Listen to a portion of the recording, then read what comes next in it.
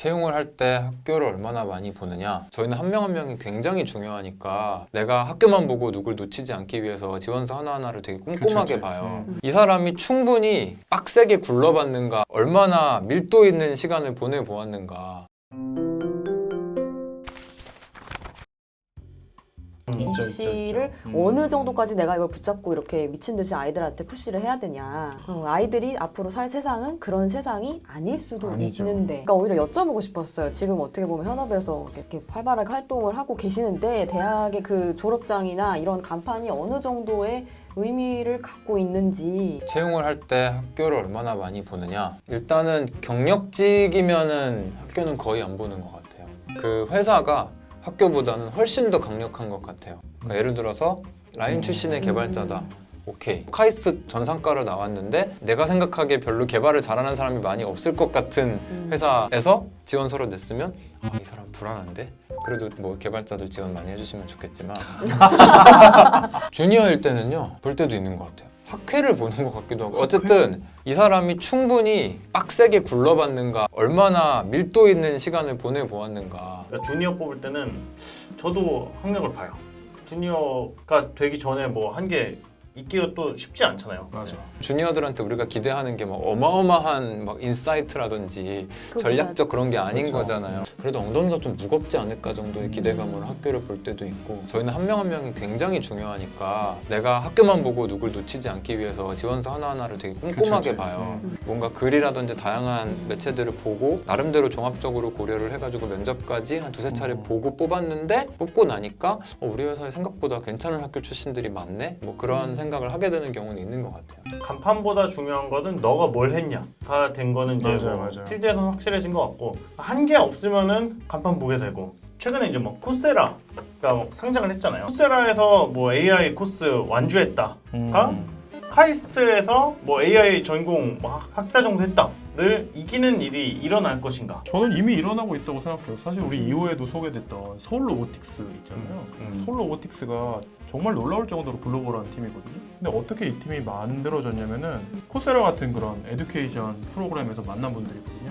그래서 AI 챌린지가 거기 있어가지고 자 이제 과목을 다 배우셨으면은 이 문제를 같이 풀어볼까요? 그래서 여러 팀들이 그거에 도전을 했는데 무슨 뭐 페이스북이나 구글이나 이런데 바로 직후에 이 팀이 한 3, 4등 정도를 한 거예요.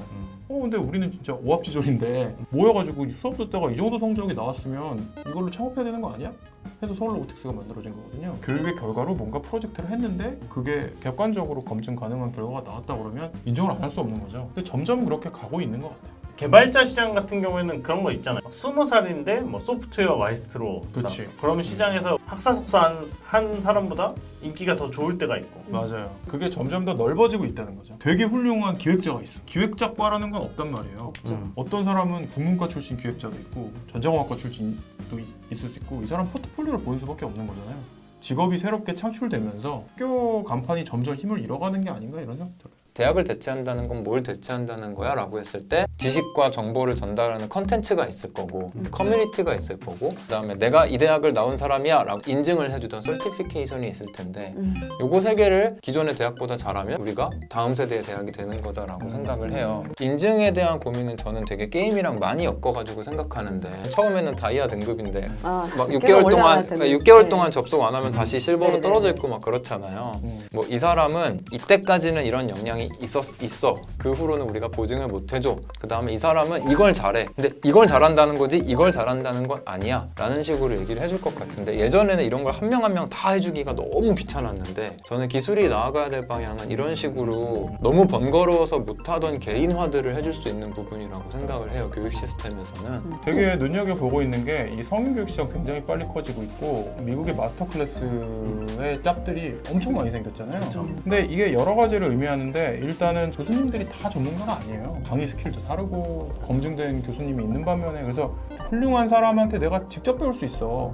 그걸 내가 되게 비싼 돈을 주고서라도 배울 거야. 그게 워킹하고 있는 것 같고 그거에 약간 맞물린 현상이 클럽하우스 초기 발전 열풍이 이제 그런 거였던 것 같아요. 그래서 이 트렌드는 좀 오래 갈 것 같다.